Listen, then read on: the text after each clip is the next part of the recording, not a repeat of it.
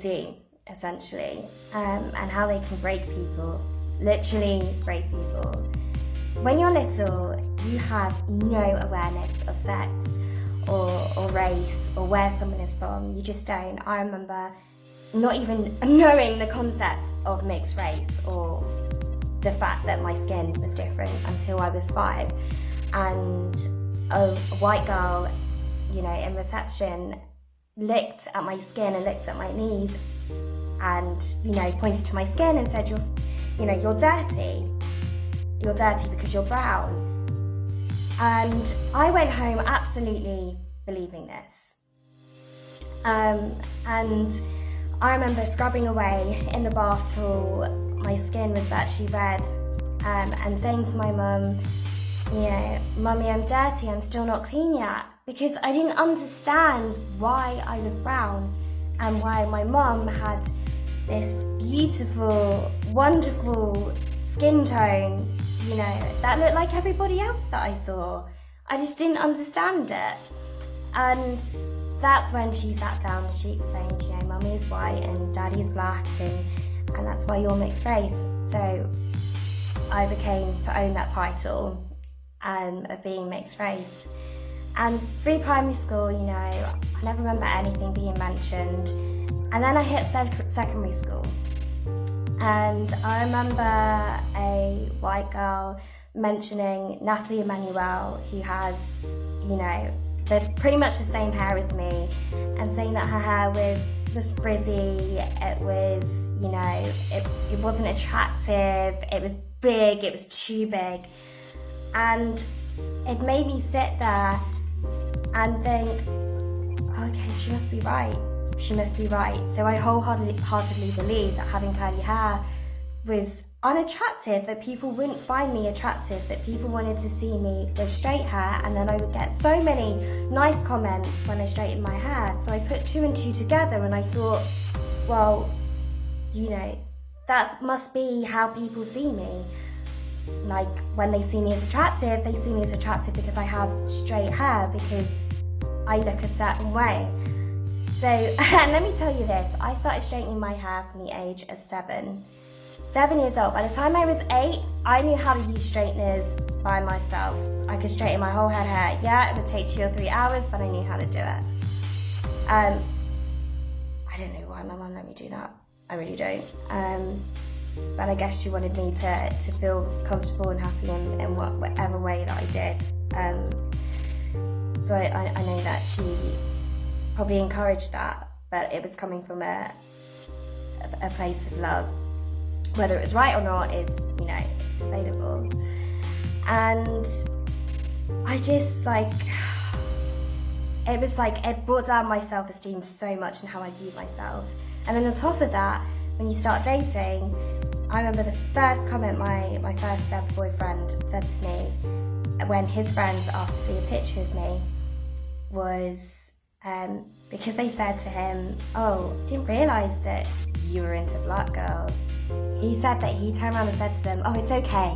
You know, she's not black, she's mixed race, that's different. I don't date black girls.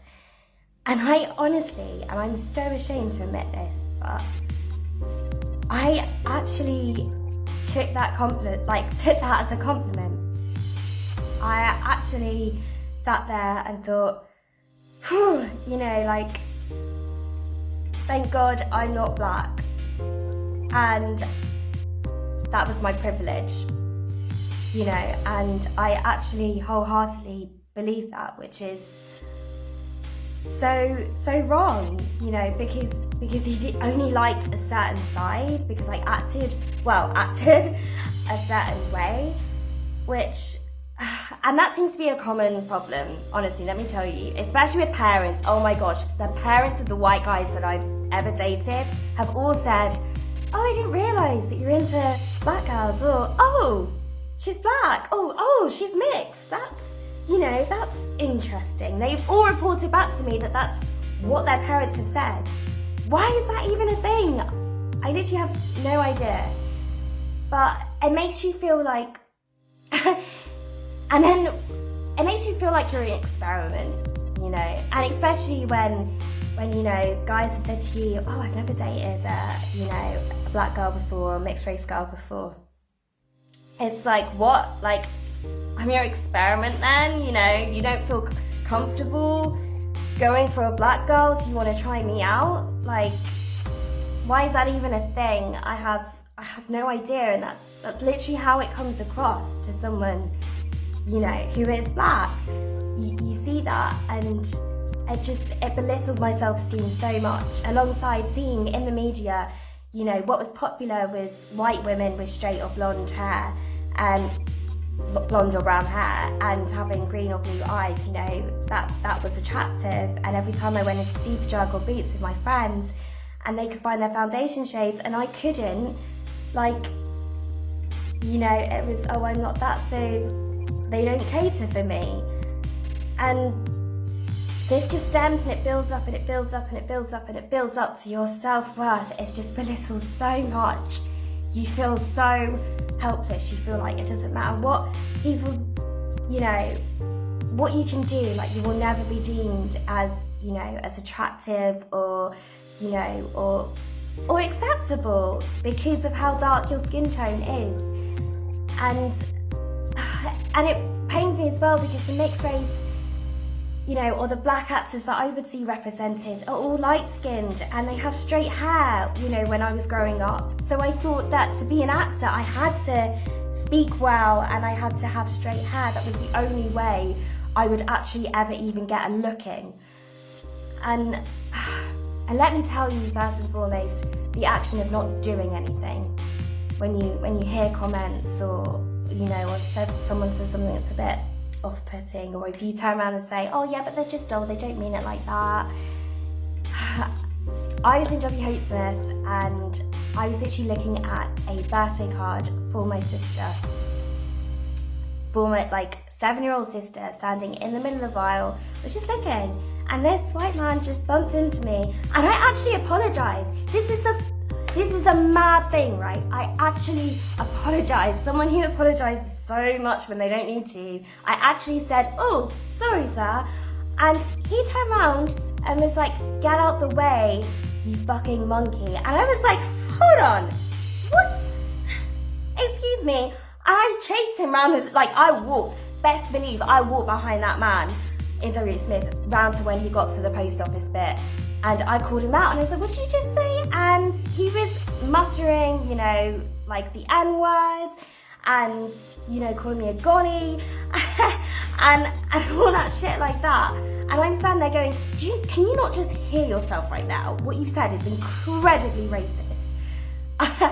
And I could just feel this immense anger inside me. Like, I didn't know how to control it. It was just such an instant reaction. I'm not usually someone who does confrontation. So for me, that was incredibly scary to experience, but I had to say something.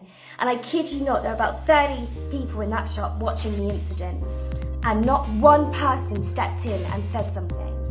And I'm someone who also looks incredibly young with no makeup on, and I'm wearing a backpack. So I look like a child because I'm also really petite. And not one adult stepped in and said something. Only when security came. And then, you know, the man's escorted and he's practically waiting for me outside to be escorted back to the uni by a black security guard. You know, it speaks for itself. And, you know, and I had a white woman then after come up to me and say, oh, you know, that was awful, but I just want you to know, you know, he seems like he's really old and he seems like he could have been a bit tapped. I don't give a fuck. I really don't care. That is not a justification for anyone to stand there and watch this happen to someone.